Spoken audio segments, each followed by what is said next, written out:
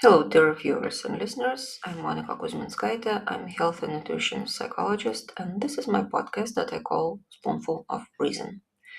This week, we talk about loneliness and how it is related to eating. It all started with a study that I read. It was focused on left behind children in China. And I was overcome with sadness. I realized that this is just one example and that such things are actually happening everywhere.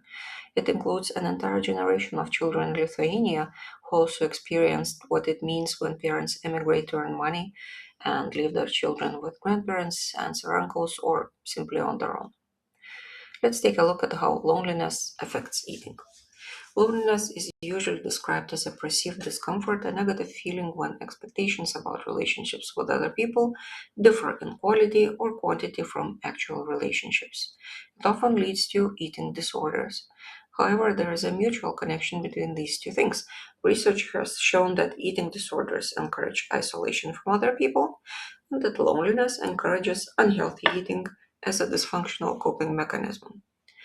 Children may experience loneliness because they lack secure and close relationship with the adults who care for them.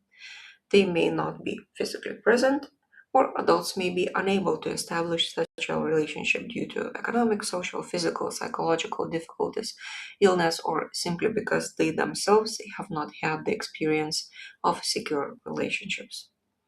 Children's minds are not yet able to process such ambiguous loneliness when adults are physically present but do not respond emotionally to children's needs. Such children are more prone to overeating and binge eating disorders. Studies also show that grandparents are more likely to use food to comfort their grandchildren, which can contribute to a harmful relationship with food.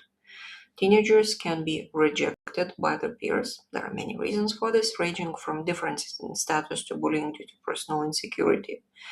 Both children who are picky eaters and teenagers who restrict their food intake seek to regain a sense of control, at least over their bodies, if they cannot control anything else. The feeling of derealization and switching off experienced during binge eating episodes also becomes harmful, but at the moment it is a helpful moment of relaxation that cannot be achieved in other ways. In the case of anorexia, the inner voice becomes stronger, becoming an inner friend, replacing social connections, but it does encourage harmful eating. Children who spend a lot of time on social media also may experience sort of ambiguous loneliness, the feeling that they have a ton of connections, but that all of the connections are also too superficial. Another aspect of the study I read is quite important. Eating disorders are more common among children whose parents come home more often than among those whose parents are away for long periods of time. This somehow contradicts the common sense, which suggests that it is better to see each other more often, even for a short time. But in reality, repeated changes where parents come and go, and then the parents desire to compensate for the absence, cause more stress for children. In the adulthood, the impact of loneliness depends greatly on life changes. Single women are more likely to overeat, while men are more likely to start eating too little or exercising excessively. The inability to cope with emotions is associated with eating disorders, and for most people, loneliness only reinforces this link.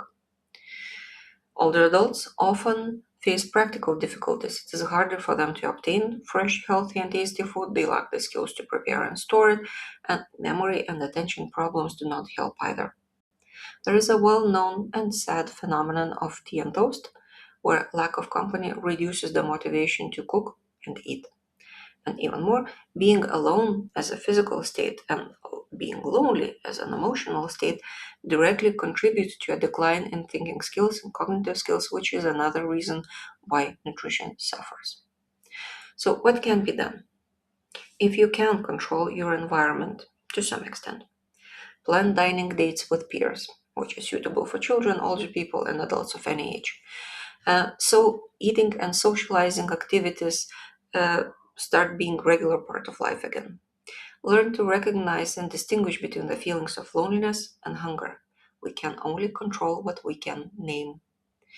Remove unhealthy foods from your home that used to ease your loneliness. You should not have means for that. If you cannot control your environment, find support groups, including online ones, where you can talk about issues that are important to you. Practice mindfulness and tolerance of unpleasant emotions, including loneliness.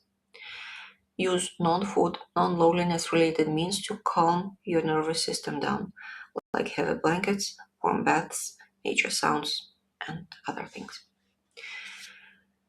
I hope this will be helpful for you. I hope that your holidays will be as calm or as colorful as you want them to be. I hope that they meet your expectations, and I hope that you don't need to resolve any issues that are related either to loneliness or to food. My name is Monica Kuzminskaite. I'm health and nutrition psychologist. I help to deal with simple and complicated issues of eating, emotions, behavior, and thinking. I write, I give lectures, and I also provide psychological counseling. You will find the link to register for a counseling session in the comment after each post, and you will find my posts on social media. Uh, Please search for either my name or keyword Spoonful of Reason. Drop me a message on social media if you have any questions. Otherwise, wishing you nice holidays, peace, and serenity.